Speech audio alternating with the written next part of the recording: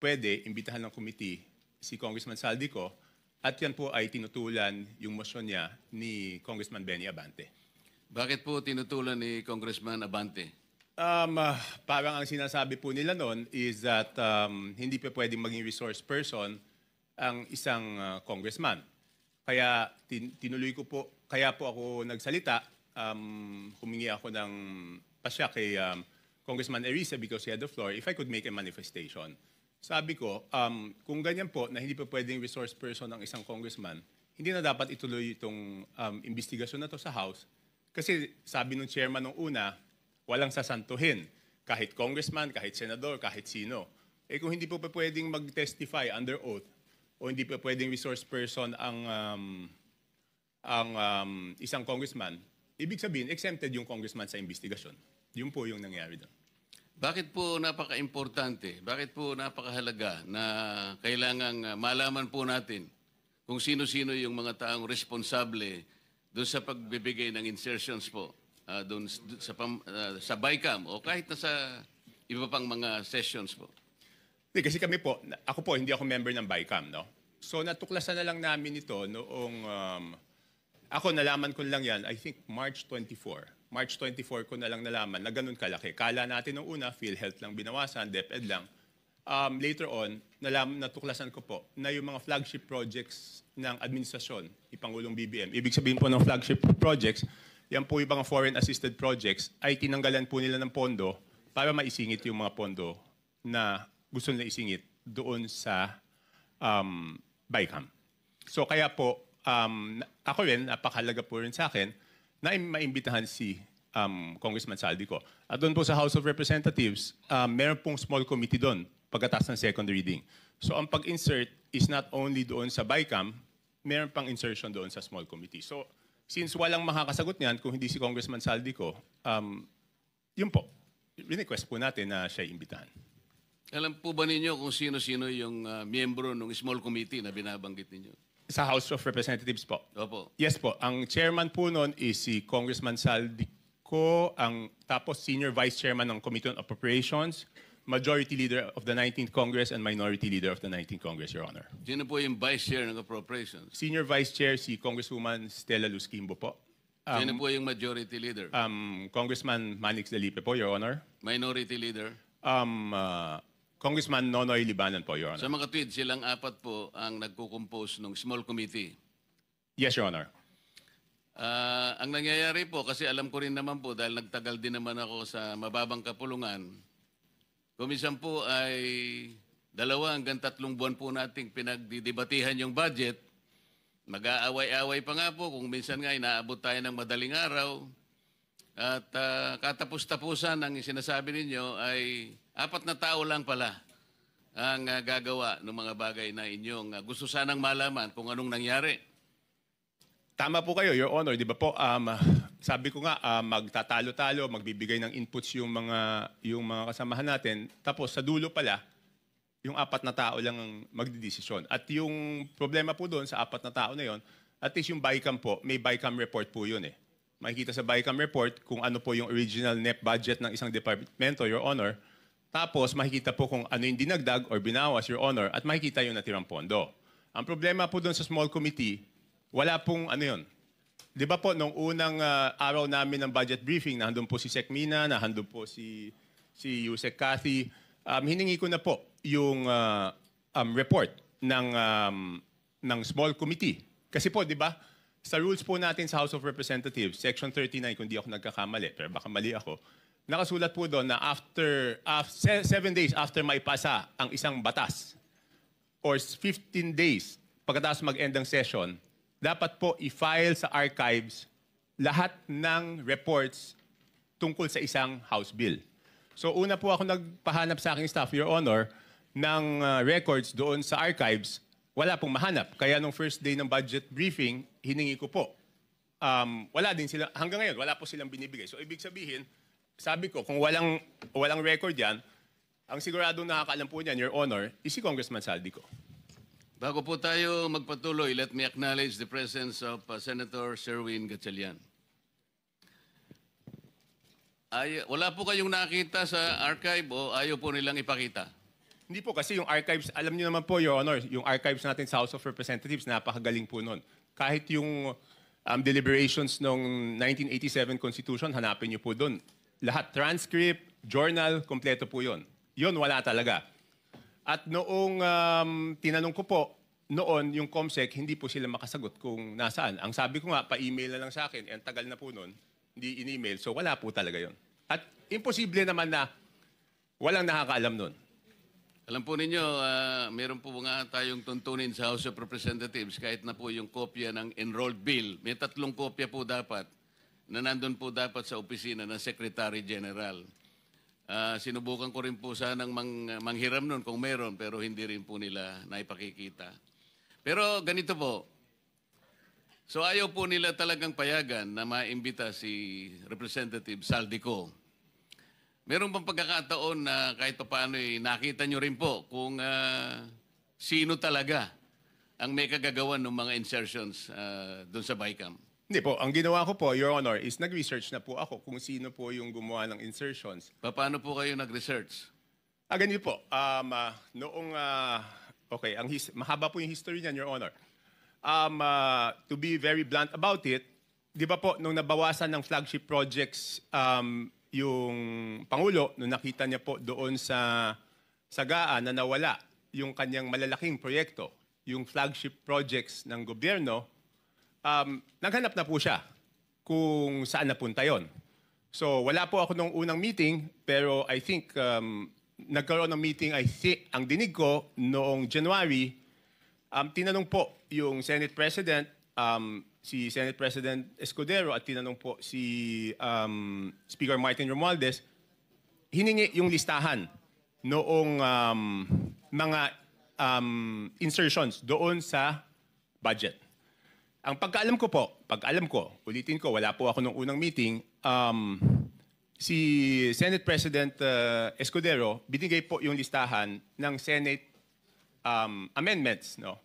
Doon 3 days after the meeting. Nung tinawag po ako sa pagpupulong noong March 24, nalaman ko po na wala pang binibigay yung House of Representatives at that time, in March 24. Kaya po ako nasama sa meeting na yon is para hingin na sa House of Representatives yung listahan noong mga insertions ng House of Representatives naman. So kaya lang po ako napasok dun sa usapan na yon noong March 24. March 24, 2025 was the first meeting. So dahil nga po sa paghahangad ninyo na malaman kung ano-ano yung mga insertions, kanino napunta at sino yung may kagagawan, paano po nyo eventually nalaman kung talagang nalaman ninyo? Hindi, ganito po, Your Honor. So March 24, paglabas ko doon, kasi nagmamadali na si Secretary Bunoan kasi ang worry niya po noon, March 29 mag-election ban po, di ba? So hindi maa-award, hindi mapapagawa yung projects. At pag hindi po napagawa yung projects, apektado po yung buong ekonomiya natin, di ba po? So paglabas ko, tinawagan ko po si Congressman J.J. Suarez kasi sabi sa akin doon sa meeting na yon na since wala na si Saldico, ang kumakausap na lang sa mga department secretaries ay si Congressman J.J. Suarez. So ang ginawa ko po, Your Honor, tinawagan ko siya, hiningi ko po yung listahan ng insertions. Pero nagtagal po bago po nila naibigay sa akin. I think 3 batches bago po nila naibigay sa akin yung kompletong listahan po nung sa House of Representatives. Sa mga po ay kinausap nyo si Congressman J.J. Suarez, nagbigay naman po ba siya ng impormasyon na inyong hinihingi? Tinawagan ko po. Nung una, nagpabigay siya ng hard copy. Sabi ko, paano ko naman hahanapin to? Hard copy. Pero nagtagal Checking ko lang po kung anong date niya binigay. Basta hindi ka agad. Tapos, ang nangyari po noon, binigay rin in 3 tranches. Una, nagbigay ng isang batch. Pangalawa, nagbigay ng isang batch. Tapos yung isang batch na tagalan. So sabi ko, hindi ko po ma-check kung at hindi ko masasubmit sa executive branch kung hindi kompleto. So later on, napilitan namin silang ibigay yung kompletong listahan, Your Honor. Ano po ang nakita ninyo nung ibigay nila ang kompletong listahan sa inyo? Hindi, ginawa ko lang, Your Honor, is pinagkumpara ko po yung di ba po, admittedly, lahat naman po kaming congressman, pag nakita yung NEP, ang natural na tendency naman hihingi ng extra para sa aming distrito. Okay? So susulat po kami. At least ako sumusulat ako. So siyempre, nung binigay sa akin yung listahan, ang unang naisip ko noon, ang una ko pong naisip is, kung ikaw, congressman, hihingi ka para doon sa distrito mo. Hindi ka naman hihingi para sa ibang distrito. So minatch-match ko po yung data. Ang haba doon, hindi ko alam kung gaano karami. Ang una kong ginawa, kasi wala naman nakasulat na congressman doon. Ang nakasulat yung district. So para malaman ko yung congressman, hihingi ko po kay Yusek Kathy. Pinadala ko sa kanya yung file and she can confirm this. She is here. Sabi ko, Yusek, pakiisa-isa mo nga. Lagyan mo kung sino yung congressman kasi gusto ko i-compare yung proponent tsaka yung congressional district. Kung congressional district, hindi ko naman kabisado kung sino yung congressman doon eh. So ang sabi ko sa kanya, pakilagay mo yung pangalan ng congressman. So binalik niya po sa akin. Pagkatapos noon, sabi ko po kay Congressman Suarez, ikaw naman, ilagay mo yung pangalan ng proponent. Sabi niya, bakit kailangan yung proponent? Kailangan siyempre malaman kung sino yung nag-request. So later on, matagal, hanggang nung sinabi ko, walang gagalaw dito, hindi ko maprepresent ito. Kasi pinapaayos sa akin eh. Siyempre gusto ko, pag pinisenta ko po, dahil ako magpipresenta nun, kailangan kumpleto yung data. So sabi ko, hindi ko masisimulan yung presentation kung hindi nyo ibibigay kung sino yung proponent. So later on, naibigay din. Wala lang yung telepono ko sa akin, Your Honor. Hindi ko ma-check na andun. Sa makatwid, naibigay naman sa iyo ni Yusek Cathy Cabral kung ano-anong mga distrito yon. Yes po, Your Honor. At naibigay naman sa iyo ni Congressman J.J. Suarez kung sino yung proponents doon sa mga distrito. Yes, pero nagtagal po. Nagtagal. Kaya ngayon po, pwede ba niyong sabihin sa amin kung ano ang napansin ninyo kung ang pag-uusapan ay yung mga distrito at yung mga proponents na nagbigay o naglagay doon sa mga distrito na yon. Ano yung unusual na napansin ninyo kung meron man? Your Honor, ang una ko pong ginawa, siyempre ako po'y magpepresenta. Ayoko naman na ako magpepresenta tapos mali pala yung data na pipresenta ko. So ang una ko pong chinek, Your Honor, is yung kasi di ba sa BICAM, may nadagdag naman talaga po doon sa Navotas. Okay? Yun nga, ini-issue sa akin, insertion yun. Hindi ako makakapag-insert, Your Honor.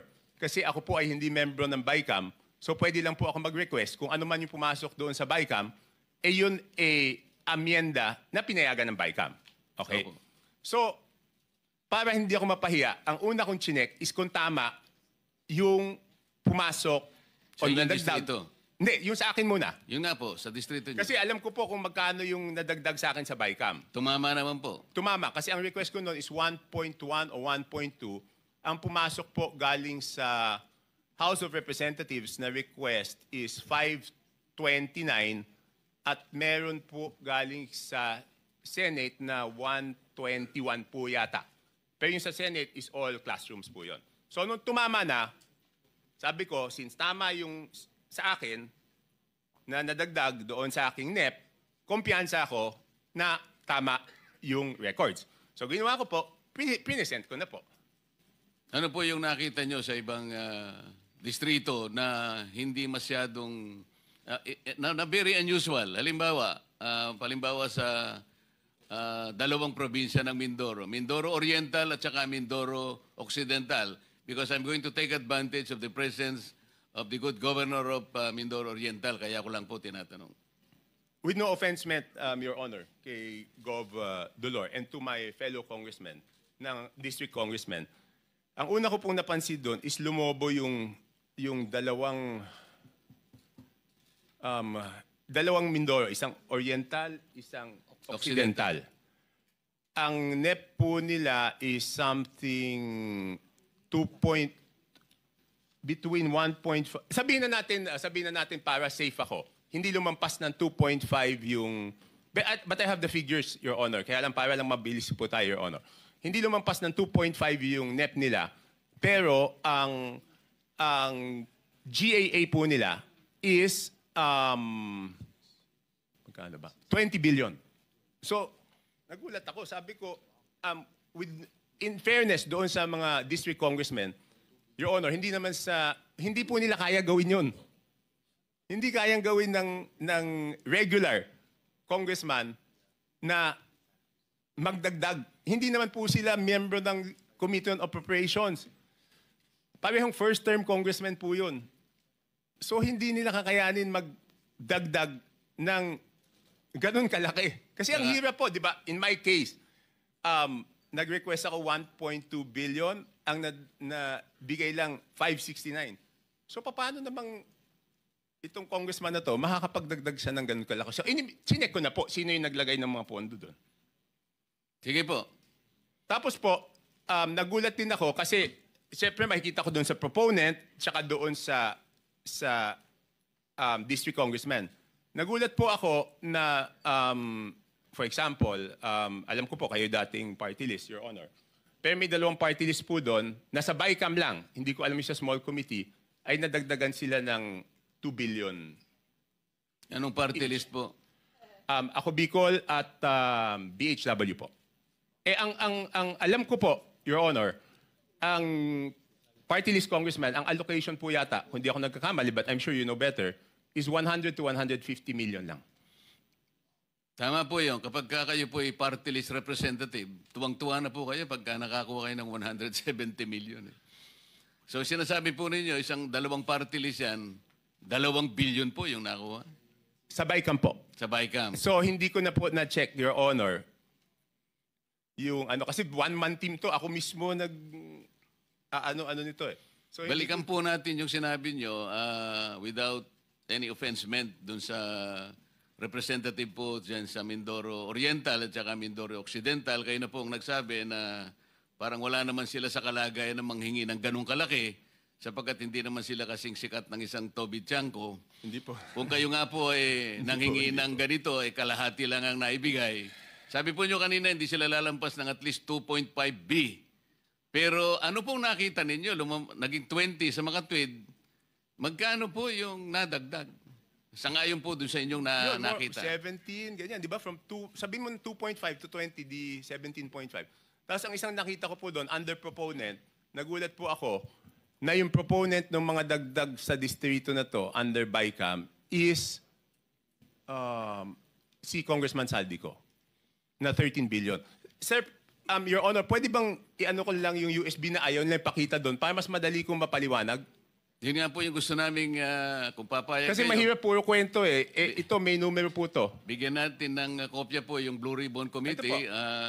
May I direct staff of the Blue Ribbon Committee to please secure the copy from Congressman Tiangco para makita po natin yung binabanggit niya. Ipakita po natin sa sa screen.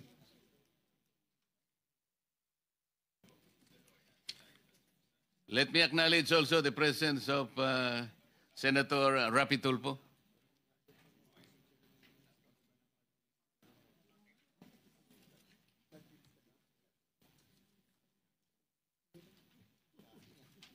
Mr. Chair, may I interject, Mr. Chair? Yes, Senator. Yeah, I would like to direct this question to... Sandali. Let me acknowledge also the presence of Senator Bato. Continue, sir. I would like to direct this question to Congressman Toby Tiangco. Sir, sabi niyo parang 17.5 ang nilobo nung budget. Tama po ba yun? Kunin ko lang po yung eksaktong records para sigurado. Kasi parang sinasabi nyo, 2 something lang ang request nung district na yon. And you don't believe na hindi nila kaya yung kasi mga ordinary at mga bagitong congressman. Tama po ba yon? Hindi naman po ordinary, sir. Regular. Yeah. What I mean to say, sa district ho na yon. Tama po ba? Yes, Your Honor. Ang tanong ko po ngayon, sir, may naririnig po tayo, ito po yung common lingo ito, yung sinasabing parking fee. Hindi ho kaya nagkaroon ng yung pondo na yon ay pinarada lang dito ng isang congressman na hindi naman taga roon. Ito ang tawag ay parking. Have you heard that, Mr. Chair? Yes, sir. Yes, Your Honor. Nadinig ko na po yun. Pero dalawang term po yan, di ba? Kung matatandaan nyo sa Kongreso, isa yung parking, isa yung sagasa. Could you tell us the difference Di ba yung between parking, Your and sagasa? Honor? Yung parking rep, Tiangco, medyo kabisado ko, pero yung sagasa, hindi ko pa, pwede bang ipaliwanag mo yung sagasa? Hindi. Yung parking po, Your Honor, is nakiusap ka dun sa district congressman. Yes. Pumayag yung district congressman. Yung sagasa po, Your Honor, is wala kang magagawa sa ayaw mo't sa gusto. Mas matindi pala yun? Oh, Your Honor,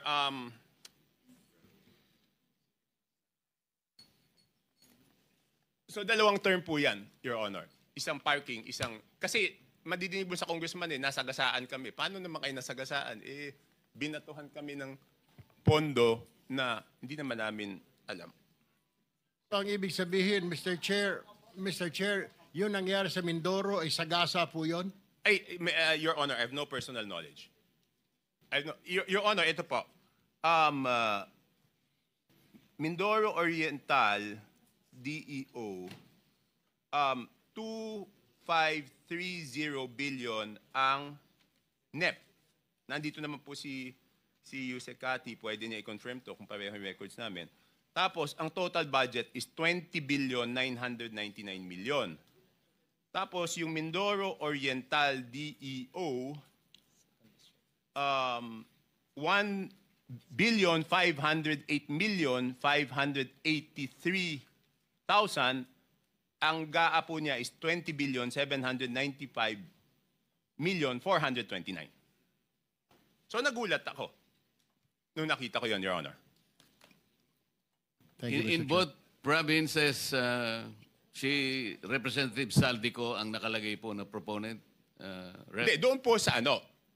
Kasi ganito po to. Ito na po yung total. Sabi ko nga, hindi ko makikita kung ano yung sa small committee. Ang nakita ko, nung tinitignan ko po yung kay Saldico, next slide please.